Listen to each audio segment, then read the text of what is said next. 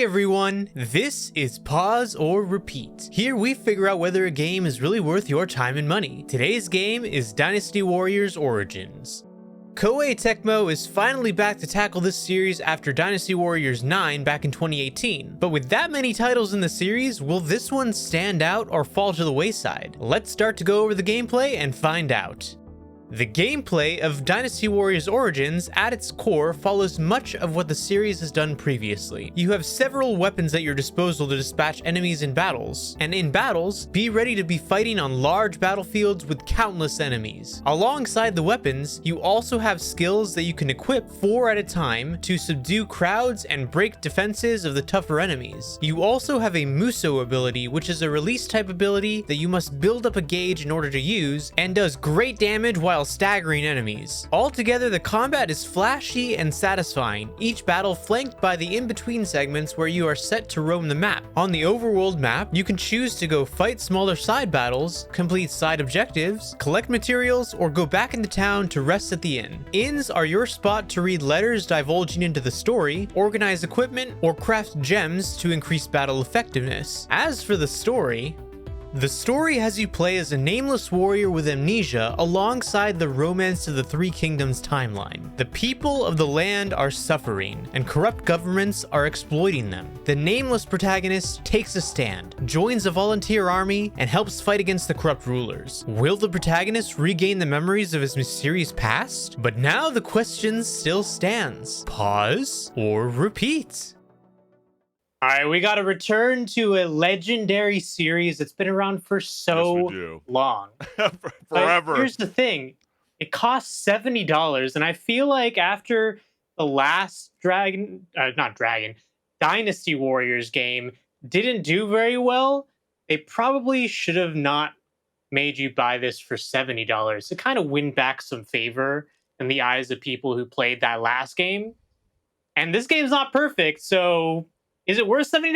We'll find out right now. What do you think about this game, Yeah, Chris? you know, I feel like Dynasty Warriors Origins throws you into the chaos of ancient China's Three Kingdoms period, where the battles are big, the stakes are high, and the enemies come at you like, proving once again that personal space is so overrated, right, Henrik? Like, why settle for negotiations in foreign policy when we can button mash it out? I love it. I mean, you can play as a nameless hero with a serious case of amnesia, but the muscle memory from this guy is sharp enough to take down entire armies. I mean, sometimes when you dive too much into the context of a protagonist, it can kind of make you feel like, where are we going with this series? I feel like with Origins, I feel like that's the key word there, Henrik, where this is like a whole new a resubmission of this iconic franchise, and essentially saying we're starting all over again. Right. Yeah.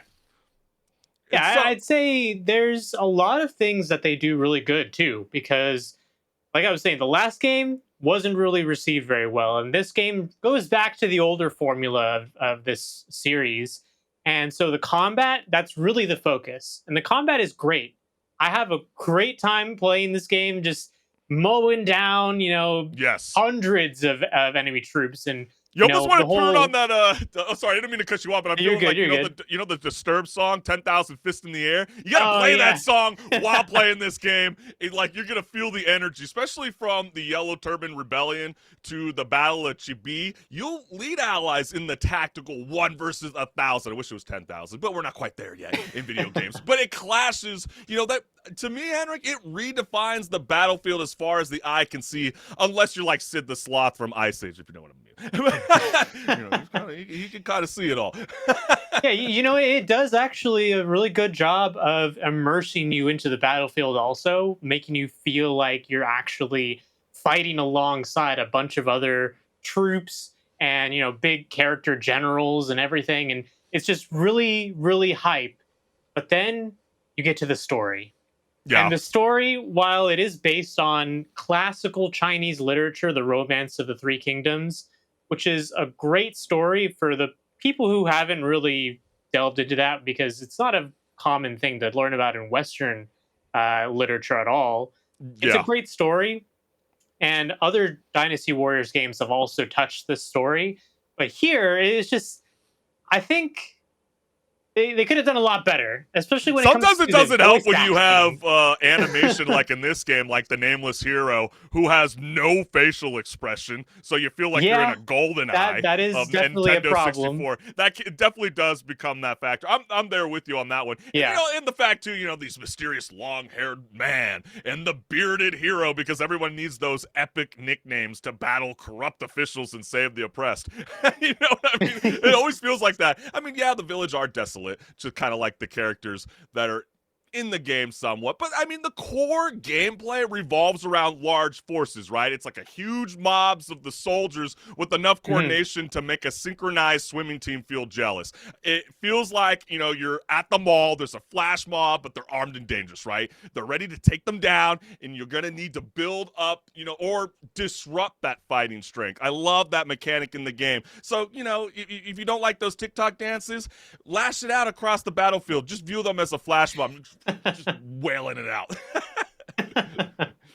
Yeah, the combat is always going to be a great time.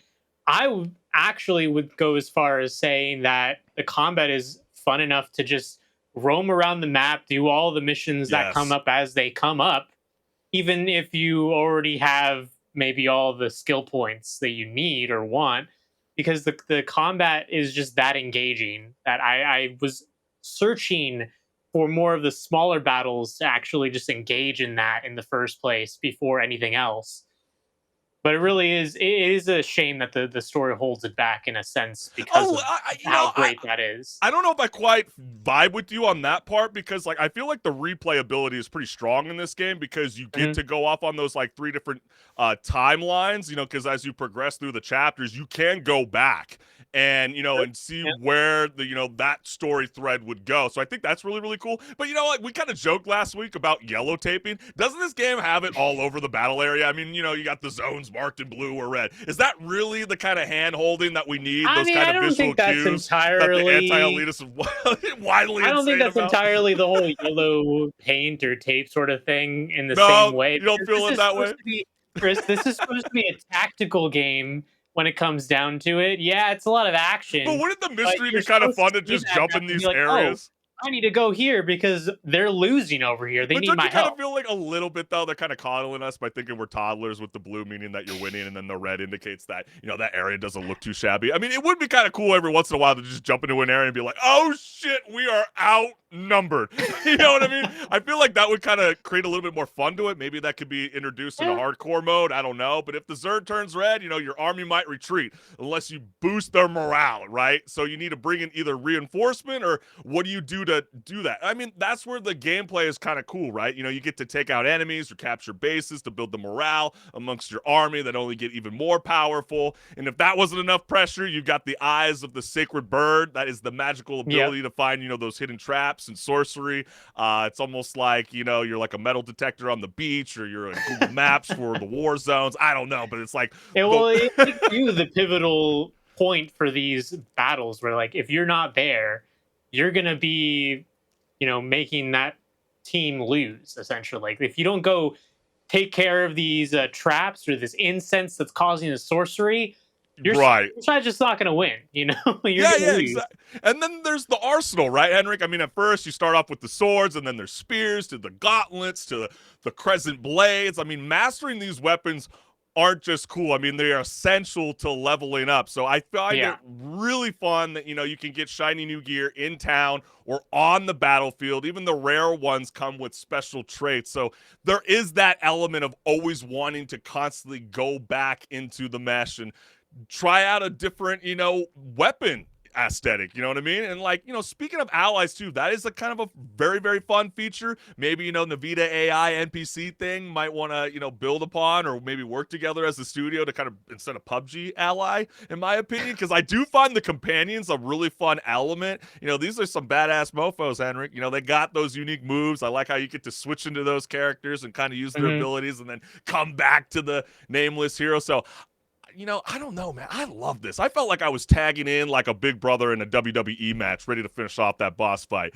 So I'm floored by this game. I had a blast playing this. I was kind of talking to you before we even kind of jumped on. Kind of gave away maybe a little bit about what I was going to say, but I find this as a repeat. I find it'll be a lot of fun. I would like to see this be implemented more on an online match format. I don't know how that would work. Maybe 2 versus 2. Maybe you can go 1 versus 1. And you still got to control these 1,000, army NPCs. But I mean, I feel like there's something there. As much as gamers are rejecting live service games, trust me, we'll be talking about that later on in the show. I feel like there's certain games that can benefit from it. But then again, that is a conversation for another day. But I'm curious to hear from you, Henrik the Wreck.